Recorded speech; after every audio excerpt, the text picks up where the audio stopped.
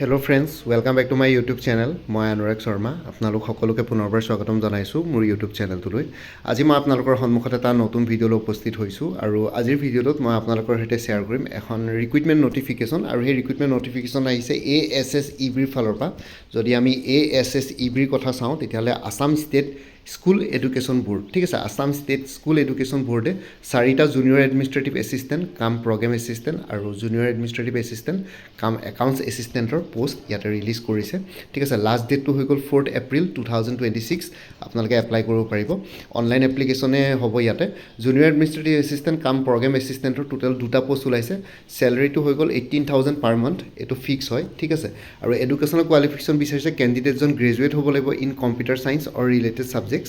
মানে কি বুলি কয়, বেচেলাৰ অফ কম্পিউটাৰ ছায়েন্স বা তেনেকুৱা ধৰণৰ কিবা ডিগ্ৰী থাকিব লাগিব ইকুইভেলেণ্ট। ইয়াতে যিহেতু কৈছে candidate must B A graduate, BCA CCA তেনেকুৱা টাইপৰ, বেচেলাৰ কম্পিউটাৰ এপ্লিকেশ্যন বা কিবা তেনেকুৱা ধৰণৰ ইয়াতে গ্ৰেজুৱেট হ'ব লাগিব। Computer science or related subject from a government recognise institution only having minimum 50% marks in 10th, 50% in 12th and 50% in graduation, ঠিক আছে। মেট্ৰিক, হায়াৰ ছেকেণ্ডেৰী আৰু গ্ৰেজুৱেশ্যনত মিনিমাম 50% মাৰ্কছ মেইনটেইন কৰা হ'ব লাগিব কেণ্ডিডেটজন, আৰু লগতে কম্পিউটাৰ ছায়েন্সত বা তেনেকুৱা ৰিলেটেড ছাবজেক্টত তেওঁ গ্ৰেজুৱেট হ'ব লাগিব, ঠিক আছে। ইয়াতে কম্পিউটাৰ ছায়েন্সত গ্ৰেজুৱেট মানে হয়তো বিটেক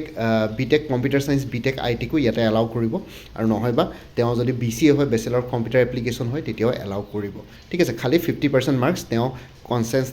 কনচিষ্টেণ্টলি গোটেইখিনি ক্লাছ 10, 12 হায়াৰ ছেকেণ্ডেৰী বা ক্লাছ 10, 12 গ্ৰেজুৱেশ্যনত লাগিব।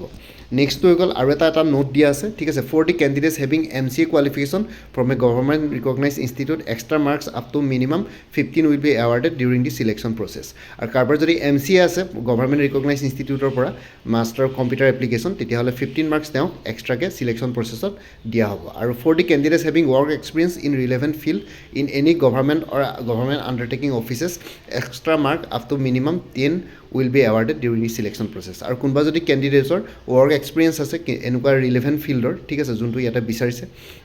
ইয়াতে যোনটো পোষ্টটোৱে মানে programme assistant, junior administrative assistant plus কাম প্ৰগ্ৰেম এছিষ্টেণ্ট বিচাৰিছে, তেতিয়াহ'লে তেওঁক আৰু এক্সট্ৰা 10 মাৰ্কছ ইয়াতে দিয়া পাব। আৰু কাৰোবাৰ যদি কোনোবা কেণ্ডিডেটছৰ যদি MCA প্লাছ কি বুলি কয়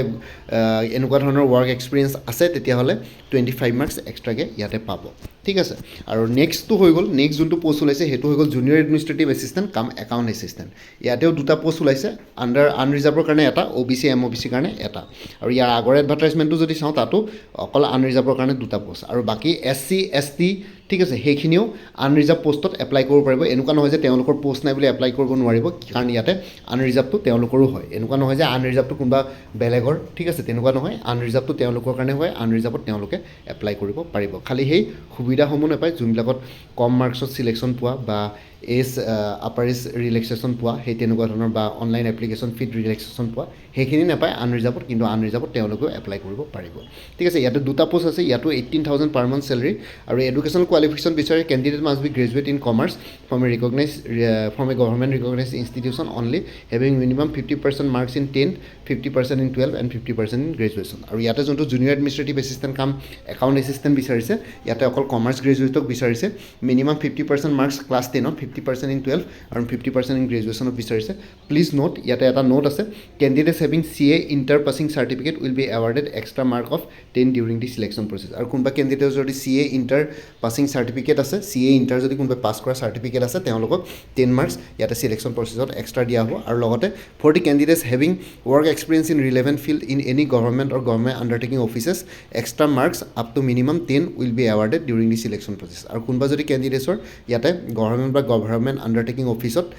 যদি এই ৰিলেভেণ্ট ফিল্ড যোনটো একাউণ্ট এছিষ্টেণ্ট, জুনিয়ৰ এডমিনিষ্ট্ৰেটিভ এছিষ্টেণ্টৰ পোষ্ট ওলাইছে, সেই ৰিলেভেণ্ট ফিল্ডত যদি কাৰোবাৰ কিবা এক্সপিৰিয়েঞ্চ আছে, তেতিয়াহ'লে 10 মাৰ্কছ ইয়াতে এক্সট্ৰাকৈ দিয়া হ'ব চিলেকশ্যন প্ৰচেছত, ঠিক আছে। চ' কাৰোবাৰ যদি CA ইণ্টাৰ পাছ কৰা চাৰ্টিফিকেটো আছে BCom ডিগ্ৰীৰ বাহিৰে, আৰু লগতে এনেকুৱা ৰিলেভেণ্ট ফিল্ডত যদি কাৰোবাৰ কিবা এক্সপিৰিয়েঞ্চো আছে, তেনেহ'লে 20 মাৰ্কছ ইয়াতে এক্সট্ৰাকৈ পাব।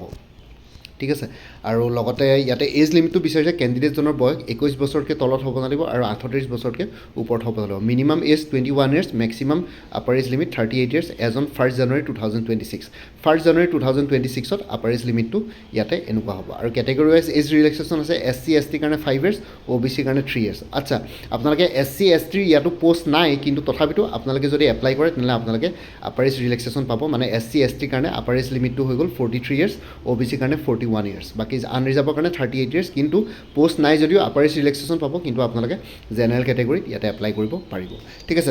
আৰু এটা নেশ্যনেলিটি বিচাৰিছে কেণ্ডিডেটজন ভাৰতীয় নাগৰিক হ'ব লাগিব আৰু কেণ্ডিডেটজনৰ নাম ডিষ্ট্ৰিক্ট এমপ্লয়মেণ্ট এক্সচেঞ্জত ৰেজিষ্টাৰ হ'ব লাগিব অসমৰ যিকোনো ডিষ্ট্ৰিক্টত ঠিক আছে candidate must be registered in a district employment office of Assam ঠিক আছে এপ্লিকেশ্যন ফিটো হৈ গ'ল কেণ্ডিডেটজনৰ applicant has to deposit an amount of ₹500 for general category and ₹350 for candidates under reserve category fee is to be paid অনলাইনতে fee payment কৰিব পাৰিব general category বা আনৰিজাৰ্ভ কেটেগৰীৰ কাৰণে 500 আৰু বাকী যোনখিনি ৰিজাৰ্ভ কেটেগৰী আছে OBC SC ST তেওঁলোকে ₹350 ইয়াতে পে' কৰিব লাগিব আৰু অনলাইন এপ্লিকেশ্যনটো আপোনালোকে তেওঁলোকৰ অফিচিয়েল ৱেবছাইটত গৈ পেলাই এপ্লাই কৰিব পাৰিব মই এপ্লিকেশ্যনটো ষ্টাৰ্ট হ'ব 14th মাৰ্চ 2026ত ঠিক আছে এতিয়ালৈকে তেওঁলোকৰ ষ্টাৰ্ট হোৱা নাই 14 মাৰ্চ আচ্ছা আজি 14 মাৰ্চ চ' আজিৰ পৰা ষ্টাৰ্ট হৈছে অনলাইন এপ্লিকেশ্যন আজিৰ পৰা ষ্টাৰ্ট হ'ব চ' আপোনালোকে তেওঁলোকৰ ASSEBৰ অফিচিয়েল ৱেবছাইটত গ'লে মানে অনলাইন এপ্লিকেশ্যন কৰিব পাৰিব আজিৰ পৰা ঠিক আছে 14 মাৰ্চ 2026ৰ পৰা অনলাইন এপ্লিকেশ্যন ষ্টাৰ্ট হৈছে আৰু লাষ্ট ডেটটো হৈ গ'ল ইয়াতে দিয়া আছিলে 4th এপ্ৰিল আছিল আই থিংক মই প্ৰথমতে কৈছিলোঁ আপোনাৰ 4th এপ্ৰিল 2026ত লাষ্ট ডেট চ' কোনোবা যদি এলিজেবল আৰু ইণ্টাৰেষ্টেড কেণ্ডিডেটছ আছে এইখিনি পষ্টৰ কাৰণে এপ্লাই কৰিব পাৰিব আৰু বাকী আপোনালোকে যদি ইয়াৰ যদি চিলেবাছৰ কথা কয় তেতিয়াহ'লে যিকোনো জেনেৰেল গভৰ্ণমেণ্ট এক্সামৰ নিচিনা চিলেবাছ একেই হ'ব এতিয়া জুনিয়ৰ এডমিনিষ্ট্ৰেটিভ এছিষ্টেণ্ট কাম প্ৰগ্ৰেম এছিষ্টেণ্টৰ যোনটো কথা কৈছে তাতে GK ছেকশ্যন বা ইংলিছ ছেকশ্যন থাকিব তাৰ উপৰি কম্পিউটাৰ ছায়েন্সৰ এটা ছেকশ্যন থাকিব লাগে ইয়াতে ঠিক আছে GK মেথছ ৰিজনিং ইংলিছ সেইকেইটা কমন হয় প্ৰত্যেকটো কম্পিটিটিভ এক্সামছৰ তাৰ বাহিৰেও ইয়াতে কি বুলি কয় আপোনালোকৰ কম্পিউটাৰ ছায়েন্সৰ ছেকশ্যন এটা ইয়াতে থাকিব কাৰণ ইয়াতে জুনিয়ৰ এডমিনিষ্ট্ৰেটিভ এছিষ্টেণ্ট কাম প্ৰগ্ৰেম এছিষ্টেণ্ট ইয়াতৰ পোষ্ট হয় ঠিক আছে চ' সেইটো কাৰণে আপোনালোকে কম্পিউটাৰ ছেকশ্যনটো বেলেগকৈ প্ৰিপেৰেশ্যন কৰিব লাগিব বাকী জুনিয়ৰ এডমিনিষ্ট্ৰেটিভ এছিষ্টেণ্টৰ কাৰণে যোনখিনি GK মেথছ ৰিজনিং ইংলিছ লাগে সেইখিনি মোৰ পৰা পাই যাব কোনোবাই যদি আগতেও মোৰ পৰা মেটেৰিয়েলছ লৈ থৈছিলে সেইখিনি ফ'ল' কৰিব পাৰে কোনোবাই যদি লোৱা নাই তেতিয়াহ'লে নতুনকৈ ল'ব পাৰিব আৰু বাকী ঠিক তেনেদৰে নেক্সট যোনটো পোষ্ট ওলাইছিলে জুনিয়ৰ এডমিনিষ্ট্ৰেটিভ এছিষ্টেণ্ট কাম একাম এছিষ্টেণ্ট ইয়াতে GK মেথছ ৰিজনিং ইংলিছৰ বাহিৰেও একাউণ্টছ ৰিলেটেড কিছুমান কুৱেশ্যনছ থাকিব পাৰে এটা ছেকশ্যন থাকিব পাৰে একাউণ্টছ ৰিলেটেড কুৱেশ্যনছখিনি নিজে প্ৰিপেয়াৰ কৰিব আৰু যদি আপোনালোকক GK মেথছ ৰিজনিং আৰু ইংলিছৰ নোটছ লাগে তেতিয়াহ'লে মোৰ পৰা আপোনালোকে পাই যাব ঠিক আছে PDF ফৰ্মেটত এভেইলেবল আছে maths ৰিজনিংখিনি step by step explanation formula আছে আগতে যদি কোনোবাই মোৰ পৰা কিবা ক'ৰ্চ লৈ থৈছিলে সেইখিনি মেটেৰিয়েলছ ফ'ল' কৰিলেও হ'ব কোনোবাই যদি নতুনকৈ ল'ব বিচাৰে নতুনকৈ ইয়াতে ল'ব পাৰিব ঠিক আছে এইখিনি হৈ গ'ল ইমানখিনি জনাবৰ কাৰণে ভিডিঅ'টো বনালোঁ কোনোবা যদি এলিজেবল আৰু ইণ্টাৰেষ্টেড কেণ্ডিডেটছ আছে তেওঁলোকে এপ্লাই কৰিব পাৰিব আজি ASSEBৰ অফিচিয়েল ৱেবছাইটত গৈ পেলাই এপ্লাই কৰিব পাৰিব আৰু বাকী আপোনালোকে যদি বেলেগ আপকামিং এক্সামছবিলাকৰ কাৰণে প্ৰিপেৰেশ্যন কৰি আছে তেতিয়াহ'লে দেখিছে আছাম কোঅপাৰেটিভ এপেক্স বেংক এছিষ্টেণ্টৰ বহুতখিনি ভেকেঞ্চি ওলাইছে 150টা আৰু এপেক্স বেংকৰ পৰীক্ষাটো অন্য বেংকিং এক্সামৰ নিচিনা নহয় অসম গভৰ্ণমেণ্টৰ যিকোনো কমন এক্সামৰ নিচিনা ADRE আছাম পুলিচ DSS DMEৰ নিচিনা ইয়াতে ফুল কোৰ্চ এটা এভেইলেবল আছে 400ত এইটো নম্বৰ হোৱাটছএপ কৰিব পাৰিব 9706557851 আৰু মোৰ কোৰ্চবিলাক PDF ফৰ্মেটত এভেইলেবল আছে আৰু লগতে মেথছ এপ্টিটিউড নিউমাৰিকেলছবিলাক আপোনালোকে step by step explanation formula গোটেইখিনি পাই যাব এজ পাৰ অফিচিয়েল চিলেবাছ গোটেইখিনি বস্তু ইয়াতে ইনক্লুডেড থাকিব GK social sciences current affairs maths aptitude reasoning ঠিক আছে ইংলিছ ছেকশ্যন আছামিজ ছেকশ্যন য'ত যেনেকুৱা ধৰণৰ চিলেবাছ আছে গোটেইখিনি বস্তু ইয়াতে ইনক্লুডেড আছে প্ৰিভিয়াছ ইয়েৰ কুৱেশ্যন পেপাৰ্ছো কিছুমানৰ কাৰণে পাই যাব কিছুমান এক্সামৰ কাৰণে যোনবিলাক এক্সামৰ প্ৰিভিয়াছ ইয়েৰ কুৱেশ্যন পেপাৰ্ছ ঘৰলৈ আনিব নিদিয়ে সেইবিলাক এক্সামৰ কাৰণে প্ৰিভিয়াছ ইয়েৰ কুৱেশ্যন পেপাৰ্ছ নাই কিন্তু সেই প্ৰিভিয়াছ ইয়েৰ কুৱেশ্যন পেপাৰ্ছৰ নিচিনা একে পেটাৰ্ণৰ ইয়াতে কুৱেশ্যনছ ইনক্লুডেড আছে আৰু লগতে কিছুমান এডিশ্যনেল চ'ৰ্চৰো লিংক চিংক প্ৰভাইড কৰি দিম চ' ডেট আপোনালোকৰ আৰু অলপ এক্সট্ৰা ইয়াতে এডিশ্যনেল ইনফৰ্মেশ্যন পাই যায় প্ৰিপেৰেশ্যনৰ কাৰণে বাকী গুৱাহাটী হাইকোৰ্টৰ জুডিচিয়েল এছিষ্টেণ্টৰ ফুল কোৰ্চ এভেইলেবল আছে 350ত গুৱাহাটী হাইকোৰ্টৰ জুডিচিয়েল এছিষ্টেণ্ট ইটানগৰ বেঞ্চৰ কাৰণে ফুল কোৰ্চ এভেইলেবল আছে 200ত এইটো নম্বৰ হোৱাটছএপ কৰিব পাৰিব 9706557851 গুৱাহাটী হাইকোৰ্টৰ মাল্টিটাস্কিং ষ্টাফৰ কাৰণে ফুল কোৰ্চ এভেইলেবল আছে 325ত PNRD আছামৰ ফুল কোৰ্চ এভেইলেবল আছে 250ত এইটো নম্বৰ হোৱাটছএপ কৰিব পাৰিব 9706557851 আছাম ৱেৰহাউছ মেনেজাৰৰ ফুল কোৰ্চ এভেইলেবল আছে 250ত DSS DME গ্ৰেড 3 নন টেকনিকেলৰ ফুল কোৰ্চ এভেইলেবল আছে 350ত এইটো নম্বৰ হোৱাটছএপ কৰিব পাৰিব 9706557851 APSC কালচাৰেল ডেভেলপমেণ্ট অফিচাৰ এইটো বছৰ পৰীক্ষা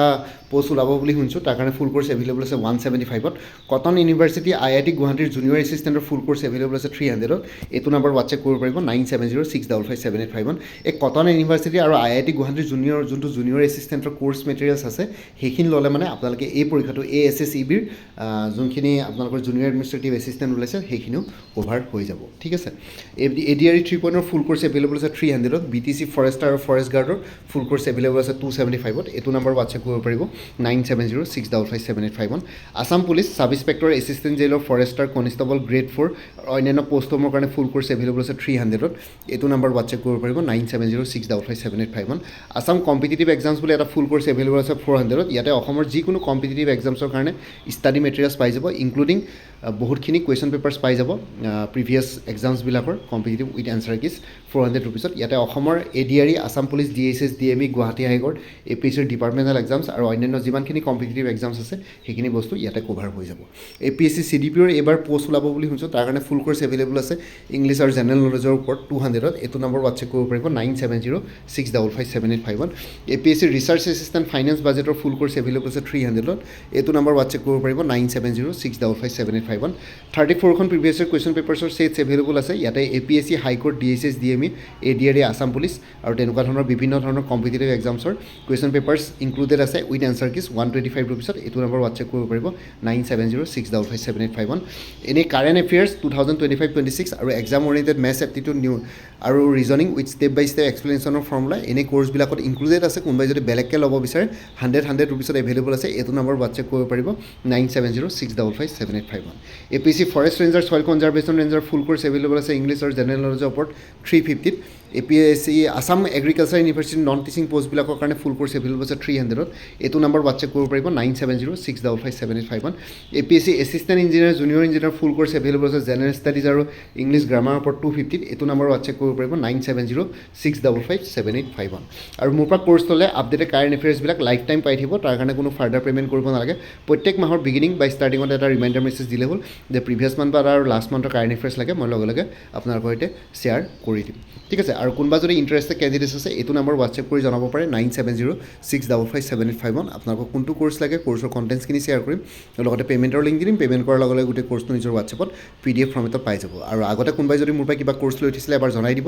তেতিয়া আগৰ মেটেৰিয়েলছখিনি বাদ দি যোনখিনি নতুন মেটেৰিয়েলছ লাগে সেইখিনি ল'লে হ'ল তেতিয়া প্ৰাইচটো অলপ কমি যাব আৰু ইয়াতে যোনটো হোৱাটছএপ নাম্বাৰ দিয়া আছে সেইটো অনুগ্ৰহ কৰি কল নকৰিব এইটো জাষ্ট হোৱাটছএপ মেছেজৰ কাৰণে এভেইলেবল কলৰ কাৰণে এভেইলেবল নহয় বাকী ভিডিঅ' ডেছক্ৰিপশ্যন আৰু কমেণ্ট ছেকশ্যন চেক কৰক তাতে কোৰ্চখিনি কথা আৰু এবাৰ উল্লেখ কৰি দিয়া আছে আপোনালোকে তাতে চাই ল'ব পাৰিব লগতে মোৰ আৰু এটা চেনেল আছে অসম IQ বুলি সেই চেনেলটোৰ লিংকটো ভিডিঅ' ডেছক্ৰিপশ্যনত দিয়া আছে আপোনালোকে সেইটো চেনেলো ছাবস্ক্ৰাইব কৰিব পাৰিব চ' ভৱিষ্যতলৈ এনেকুৱা ধৰণৰ কম্পিটিটিভ এক্সামছবিলাক দিয়াৰ ক্ষেত্ৰত আৰু অলপ এক্সট্ৰা গাইডেঞ্চ পাই যায় বাকী মোৰ ভিডিঅ'ছবোৰ চাই যদি ভাল পায় মোৰ চেনেলটো ছাবস্ক্ৰাইব কৰি ল'ব আৰু লগতে আপোনালোকৰ যিমানখিনি ফেমিলি ফ্ৰেণ্ডছ ৰিলেটিভছ আৰু চিনাকি এক্সপিৰিয়েঞ্চ আছে তেওঁলোকৰ লগত মোৰ চেনেলটো শ্বেয়াৰ কৰিব লগতে কমেণ্ট ছেকশ্যনত জনাব কিবা যদি কুৱেশ্যন থাকে ডাউট থাকে মই নিশ্চয় আপোনালোকৰ কুৱেশ্যনছ আৰু ডাউটছবিলাকৰ ৰিপ্লাই দিবলৈ চেষ্টা কৰিম বাকী আজিৰ ভিডিঅ'টো ইমানতে সমাপ্ত কৰি আপোনালোক সকলোৰ পৰা বিদায় ল'লোঁ কাইলৈ পুনৰ এটা নতুন ভিডিঅ' লৈ আপোনালোকৰ সন্মুখত উপস্থিত হ'ম তেতিয়ালৈকে ভালকৈ প্ৰিপেৰেশ্যন কৰি থাকক সকলোৱে অল দি বেষ্ট থাকিলে bye take care friends Bharat মাতা কি জয় জয় আই অসম